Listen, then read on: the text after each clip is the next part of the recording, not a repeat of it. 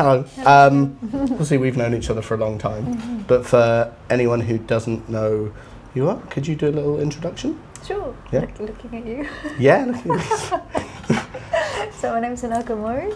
I'm a musician from Japan, based in London, and I love using synthesizers to make music. Mainly, synthesizers, field recordings. Playing with effects is part of the fun of creating music. And then, so today's been like your first step into the modular world. Yes. Right? And thank you for making it so inviting and lovely, because it's something that I feel like I've wanted to do for a long time, and I think I'm so used to using synthesizers where it's all plugged in already. You know, some semi-modular things, but nothing so, what's the word, from scratch, where you build whatever you like, you know, so it's quite amazing to see that world and get more of an insight into it. Yeah, it's a very different approach, isn't it, to versus the like, okay, I press a key, it makes a sound, or like with the semi-modular stuff, right? It works, and then you have the ability to reroute it. Okay, so sort of going back, what synths do you usually use? What's your usual bread and butter? I love the sequential synths. I think the first ever synth I bought was a Prophet 8. It was like a second hand from a friend, and I loved it. And then I now use the OB6 a lot. I think they would be my main two sound sources, I think, yeah. And is that from, I mean, again, I'm asking this, I've seen you play a bunch of times, but like, like you're a keys player, right? That's the approach.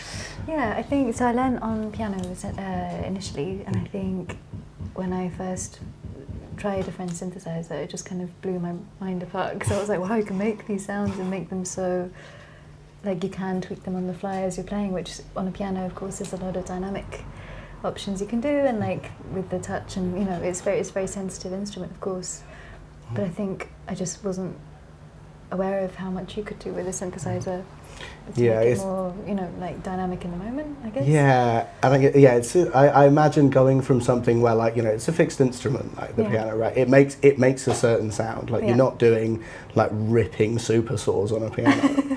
But then, so what was it going from? Was there something that sort of drew you into modular with how different it is to that approach? Yeah, I think what I was most curious about experimenting with modular is the not having the keys, because I think when I'm making music or playing music, of course, like you're always thinking about, well, personally, I'm always thinking about what notes to play, what voicing to do things in, and that takes up probably more of my brain power than than a lot of other things I love to focus on. So I think not having the ability to play stuff live, but actually be focused on the creation of the sound. Of course you can do that in the studio, but I think when it's in a live setting or something, I feel like it just opens up so much more possibilities, you know, and having a sequencer, which is not something I really use that often. Right, so are you playing pretty much everything in live? Yeah, so I think the arpeggiators and things, I love being able to trigger the notes on the fly, so, and changing that, you know, changing the chords of the scape of the sound, so I think having something doing that and not focusing on that would be nice. Yeah, I think that, like, also the sort of modular approach of being able to step like outside of the grid or outside of, like, you know, arpeggiator rate or something, and have things that are changing in different time, right? Having 100%. a bunch of LFOs that are running unsync, so it's like having 20 hands controlling something at once. Exactly, one thing that you mentioned when we were sort of setting up was about, you know, doing sort of an ambient show. I don't know if we can announce where it is yet. I don't know if it's been announced. I don't know either. Okay, that's fine. That'll stay secret for the moment. Is that something that you're kind of like looking to do, the sort of like immersive soundscapey work? I think so. I would love to. I think for the moment I'm using this rig that we worked on today as a sound exploration. I don't want to say tool because it sounds very clinical, but like an instrument. But I think the idea is that it would be amazing to be able to do it live as well, and have something really tactile that can be really shaped to suit the space and the moment. And yeah, I think that would be something I'm really keen to explore more, for sure. I guess further unlearning the like keyboard Yeah, world. yeah. You'll go too far and you won't be able to go back. You'll be stood in front of the keyboard being like, fuck, how do I do this? How do I play a C major? That happens on a daily basis anyway. My brain I just do not takes a long believe time that. to calibrate. But no, I think it would be a really amazing way to learn in a completely different way. Like for me, at the moment, it feels like I'm about to learn how to play the guitar or something, and that's something I really can't do at all. Yeah. It's just a different way of. I know the language is similar, but I think having to really directly patch things is something that I've just watched friends do and been blown away by, but I'd love to now be able to do it. Yeah, you're about to lose so much time. I know. You're about to have so many times where you're like, oh God, it's 4 a.m. and I've just been listening to like bloop, bloop, bloop, bloop, bloop, bloop for hours on end. But it'd be great to know the ins and outs really intimately in a way that you could just change things really quickly, I think. So I mean, you know, the best way to learn is from playing, right? for sure. And I think, that's something that, because you touched on the sort of studio recording side of things, I think that is one thing that's like, I think often missed in like production circles. I think especially where people are working mostly with software. It's like you sit down in front of the computer, you write the song. Yeah. There's no room for like experimenting or joy or play or anything. Which brings me on to the sort of field recordings thing. So you mentioned you use field recordings.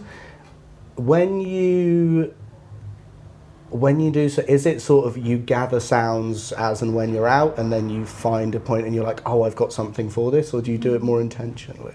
There's two ways I do. Oh no, it's the posting. Back to the question. Field recordings. Field recordings. Are you going out and sort of capturing things just when you're out and about, and then writing tracks and finding like, oh, actually I've got this recording from here the other day that would be really good? Or is it more of an intentional thing when you're writing the track and going, oh, I want the sound from this space? Or It's a combination of all the things, I think. I think when you're walking around, you're so immersed in different things that you might not necessarily I don't know, you notice a lot of things when you're kind of adventuring or meandering or whatever, so I think I always love to have something, even just the phone, and just capture stuff anyway. Or I did work on a specific project where I needed specific sounds to have as a bed for, I was working on a project around rivers and the life cycles of a river, so then that was like, oh, I really specifically want to go to this place in this delta and record the underwater sound, so that was like more of a research project in a way, but I don't know, it depends. I think recently I did a residency in the mountains in Switzerland, and it was so serene and calm and really snowy, and the crunchy snow sound of under the feet was amazing. So you just capture things and they'll make their way out somewhere, sometimes. I guess it's the sort of electronic music thing where things that I think a lot of the general public are just normal day-to-day sounds. You hear it and you're like, oh, what was that? Yeah. Do you? True. So this is something that I'm always curious to know about people. Musical people. Do you listen to music when you're sort of like traveling around in the daytime, or do you try and just rest your ears and listen to the things that are around you? It's a really nice question. I think both, for sure. I think when I'm traveling and sometimes there's a specific mood with an album that I want to be in or whatever, and I usually just go through periods of listening to one record for a month or something sometimes, because I get so into the sound words that the artist has made. But also, if I'm walking, I like to, especially in a new city, I like to really take in the sounds around and experience what the local people are experiencing as well. I think that's really important as well. You find different cities have different soundscapes? Oh, for sure. And also like nature sounds, like the birds. Like the birds in Japan, for example, are so different sounding to the birds over here. And I know that sounds like a really basic thing to say. Is it because they speak Japanese? I mean, probably, yeah. But also different types of birds, that we get commonly. And I guess there is language, though, within animals too. So, yeah, I don't know. I've never asked the birds. Yeah, true. If you had two of the same bird from different countries, would they sound the same? I guess they migrate also, so they might. Do they pick up the accent on the way through? Who knows? And then, so do you go back to Japan often? Every year, Yeah. All my family are there, so I try and go back. And do you do any sort of music stuff while you're out there, or is it just like family trip? It depends. More recently I've been doing more music stuff. Last year I was on a tour for 2 months out there. So it kind of depends what happens? And I just shape the trip around that, you know. So, but it's always really nice to be back, but for whatever reason. And I guess with touring, it's so nice to be able to take in new cities and new food, new dialects, new culture. So yeah. So by the sounds of it, it sounds like you've toured quite a lot. I prefer it, I guess. Yeah. Any favourite places? Ooh, I mean, everywhere's so different. I think anywhere that has such a different feel to nature is a big one for me. Like especially in Australia and New Zealand, I loved the nature there. It was just beyond whatever I've experienced before. But I think in terms of just experiencing the culture of different countries is a huge privilege to be able to do that. So I think nowhere in favourite in particular, but it's just nice to nice be democratic answer. No, it's true. It's like there's no end to the awe that you feel in different places when you go for the first time. So I think that having that time to just like walk around a new city and like you say, just like take it all in, like from all senses, is I think it never gets old. So yeah, you've touched on nature quite a lot. Is it a big influence for you? Definitely. Yeah, I love being immersed in different sounds. I guess we're surrounded by all the time. We are part of it, I guess, as well. You know, I think for me, I feel like I didn't quite.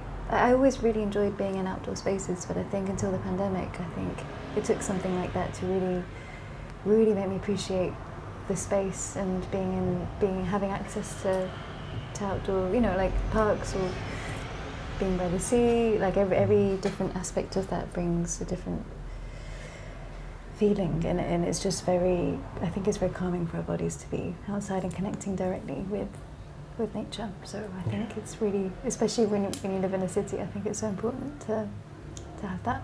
Oh, big time. Yeah, I mean, there's like a big forest behind my house, and I often find that like if I've had a stressful week or whatever, and especially in the summer, like by the time I left work and it's still light, I'll go home and then just go and like sit by the river for a little bit and just like, okay, you know, I'm still an animal. You know, I have a job, I have to pay my taxes, but at the end of the day, I'm still a little creature existing in the world. Yeah, it's super grounding to be outside and really connecting, I think.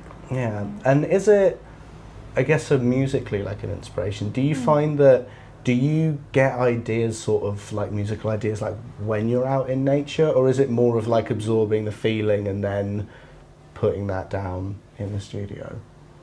I'm sure it does. I feel like I don't consciously go out to find ideas in nature, but I think being there definitely helps, like, our sense of well-being, and I come back with a really clear head, knowing that I want, you know, like feeling more connected within myself, and then I guess whatever comes out from that state is whatever comes out musically, you know. I think it's quite interesting. I think I definitely feel that it's a great way to reset and be able to approach something from a different angle, especially if you're working on something, say, and you're feeling stuck on it, or going out and then really coming back with a different, fresh mindset is a really beautiful thing. So I think it's helpful in every single way I can think of, really. Nature, good. The field recording is also something that I really enjoy working with, and I think if I am somewhere that it really inspires me sonically, then often I'll take a recording and then it might appear in something that, that's something I'm working on. Do you ever listen back to field recordings you've done to sort of put yourself back into that space? Oh, for sure, yeah. I think that's a really beautiful thing, like the memory of the sound, like sound and smell and all those things, it's so transportative. And transportative? Anyway, it really transports you to that place and that moment and that feeling, you know, it's such a visceral thing, and I really love that. So yeah, I think it's probably getting no time to wrap up, but one sort of two questions, I guess, at the end. One, have you got any music coming up? You got any gigs coming up? Do you want to talk about any music that you've released? Or? So there is something that I'm finishing now, which hopefully, who knows, something soon, I hope. Okay. And then gigs, I'm opening for William Basinski on his April tour. So I think the only UK date I'm doing is in London.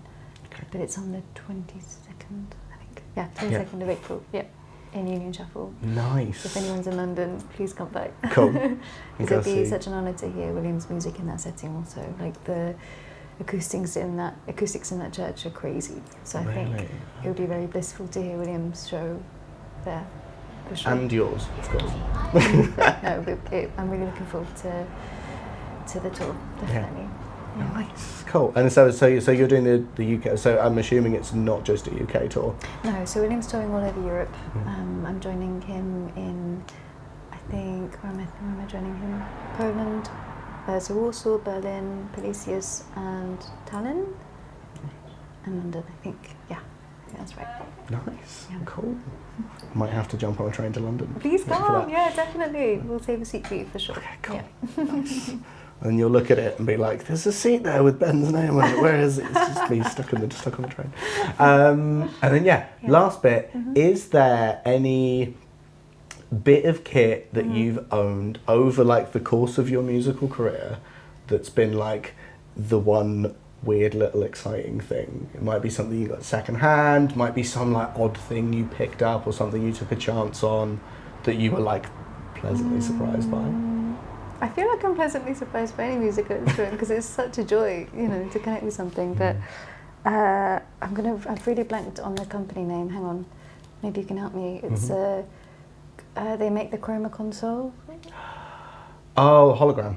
Hologram electronics and the microcosm? Yes, thank you. Sorry, God, it's so bad. It's my favourite pedal and I use it all the time and I just see the visuals and not the name. But that has been something that's really opened my mind, especially live. I think the way that you can granulate and make this cloud of sound harmonically, and also, it's just such an expensive sound that you get. I use it on my voice. Right. And it creates a choir where it's just me. So that's really helpful. So I feel like you're surrounded by people. Yeah, that's... But the haze setting on it I love also. So it's like, it's just sonic, you know it better than anyone, but sonically I feel like it's such a huge, expansive dream box that, I've loved playing with. Yeah. Definitely. Yeah, I think it seems to be... I can't remember the name, I'm sorry. No, and it's like my favourite game. People come to the shop and they're like, "I've got this thing," and I'm like, "Right."